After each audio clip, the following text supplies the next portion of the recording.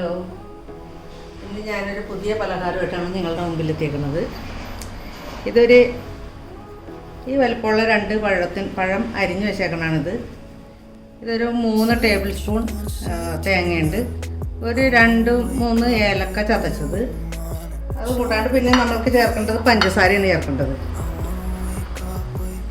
ഇത് ഞാൻ പൊറോട്ടയ്ക്ക് കുഴക്കണ പോലെ കുഴച്ച് വെച്ചേക്കണതാണ്. അപ്പോൾ ഇതും കൊണ്ടാണ് നമ്മുടെ ഇന്നത്തെ ഒരു 4 മണി പലഹാരമാണ് ഞാൻ ഉണ്ടാക്കാൻ പോണത്. അതപ്പോൾ നിങ്ങൾക്ക് എന്താണെന്ന് കാണിച്ചു തരാം. ആദ്യം തന്നെ ഇതിൻ്റെ ഫില്ലിങ് തയ്യാറാം. ഇത്തിരി നെയ്യ് ഒഴിച്ച്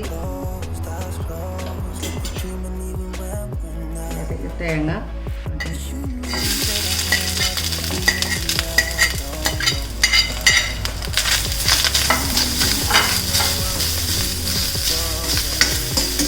ചെറുതായിട്ട് നോക്കട്ടെ.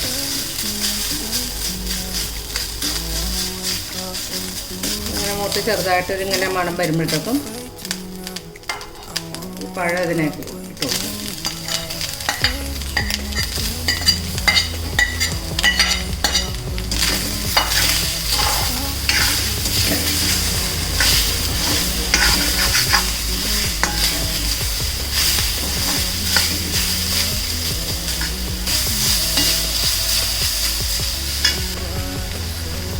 ഇതിലേക്കൊരു 2 ടേബിൾ സ്പൂൺ പഞ്ചസാര,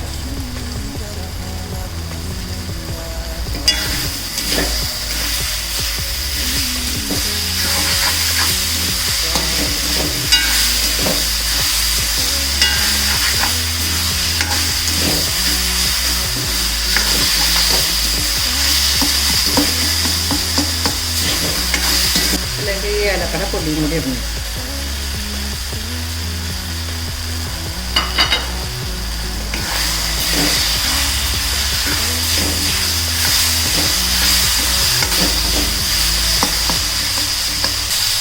മാറ്റി വെച്ചിട്ട് ഒരു ഇത്തിരി പഞ്ചസാരയുടെ സിറപ്പ് ഉണ്ടാക്കണം.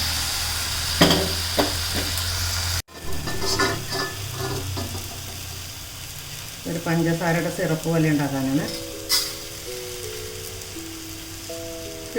1.5 ടേബിൾ സ്പൂൺ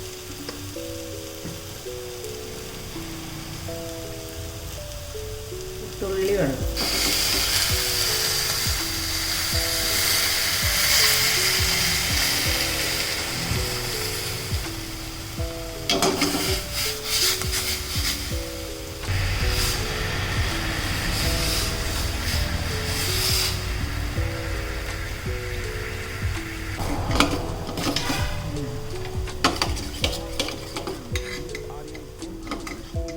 കുഴച്ച് വെച്ച മാവ് ഞാൻ, അതായത് പൊറോട്ട കുഴക്കണ പോലെയാണ് കുഴച്ചേക്കണത്.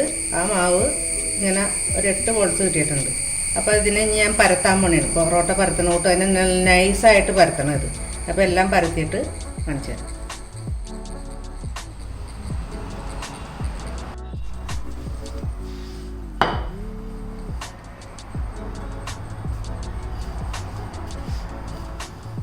ഇതിലേക്കൊരു പൊടി നമ്മൾ സാധാരണ പൊറോട്ട ഉണ്ടാക്കുമ്പോൾ ഇടുന്ന പോലെ ഇങ്ങനെ അങ്ങോട്ട് ഇട്ടിട്ട്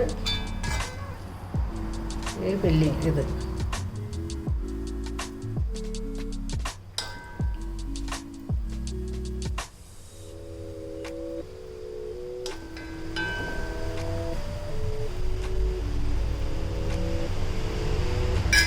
വെച്ചിട്ട്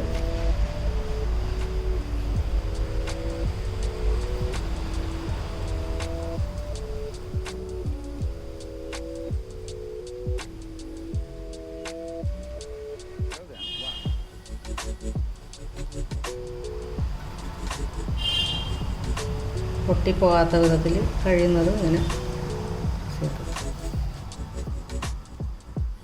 അപ്പോൾ അതെല്ലാം പരത്തി സെറ്റാക്കി അതിൻ്റെ ഉള്ളിൽ ഫില്ലിങ്ങും വെച്ച്. ഇനി ഇത് എള്ളും ജീരകമാണിത്. ഇത് വേണമെന്നുണ്ടെങ്കിൽ വെച്ചാൽ മതി, ഇല്ലെങ്കിൽ വേണ്ട. ഇങ്ങനെ ഒന്ന് പതിച്ചു കൊടുക്കുന്നുണ്ട്.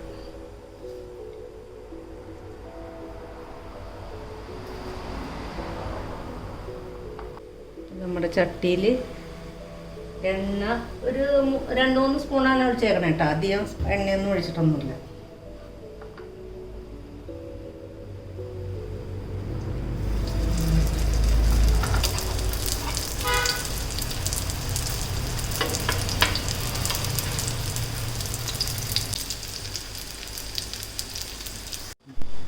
അപ്പോൾ നമ്മൾ ഉണ്ടാക്കി വെച്ച സാധനം ഇതാണ്, ഒരു 4 മണി പലഹാരം.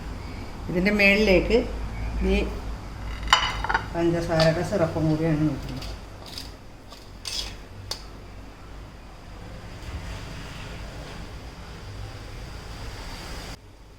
പിള്ളേർക്കാകുമ്പോഴത്തേക്ക് എപ്പോഴും പഴംപൊരിയും ഇതുമൊക്കെ ഉണ്ടാക്കി കൊടുക്കുമ്പോൾ ഇടയ്ക്കൊരു ചെറിയൊരു ചേഞ്ച് വേണ്ടേ. ആ ചേഞ്ചിന് വേണ്ടി ഇങ്ങനെയൊക്കെ ഒന്ന് ചെയ്ത് നോക്കുക. ഇതെല്ലാവരും ഒന്ന് ഉണ്ടാക്കി നോക്കുക, കഴിച്ച് നോക്കുക, ഉണ്ടാക്കി കഴിച്ച് ഒരു അഭിപ്രായം പറയുക.